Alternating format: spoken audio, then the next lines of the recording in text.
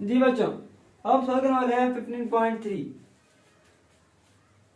A step down transformer has a turns ratio of 100:1 and AC voltage of amplitude 170 volt is applied to the primary if the current in the primary is 1.0 milliampere.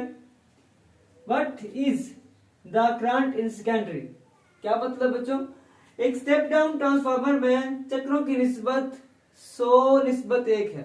एक step down transformer में बच्चों जो चक्रों की निस्बत है वो कितनी है, 100:1 है। प्राइमरी वोल्टेज जो है वो कितना है, वीपी कितना है आपके पास, 170 वोल्ट है।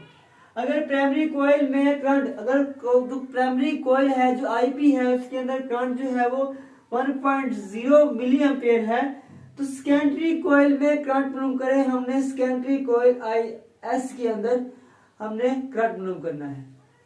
डाटा है आपके पास बच्चों, एनएस आपके पास है 1, एनपी आपके पास कितना है, 100 है। IP is equal to 1 milli ampere find करना है बच्चों, हमने आईएस फाइंड करना है। यहाँ पे फॉर्मूला इस्तेमाल करेंगे, आईएस मतलब current in secondary over current in primary बराबर है किसके, number of turns in secondary बटा number of turns in primary. यहाँ पे फॉर्मूला इस्तेमाल करेंगे बच्चों, I S I P is equal to N S N P. हमने आई एस फाइंड करना है बच्चों, आई एस यहीं पे रहेगा, आईपी हो जाएगा यहाँ पे मल्टीप्लाई एन एस बटा एनपी और ये I S N S NP IP.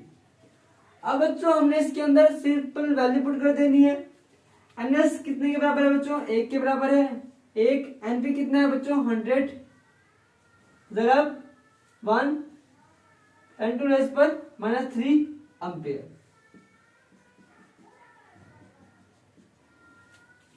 तो बच्चों हम इसको डिवाइड करेंगे तो आपके पास कितना आएगा, आपके पास आ जाएगा 0.01। आपके पास 0.01 आपके पास इसका आंसर आएगा। और यहाँ पे जो बनेगा 10⁻³ बनेगा, पॉजिटिव में आपस में कैंसिल आउट हो जाएंगे। 0.1 एम्पियर आपके पास आंसर आ जाएगा।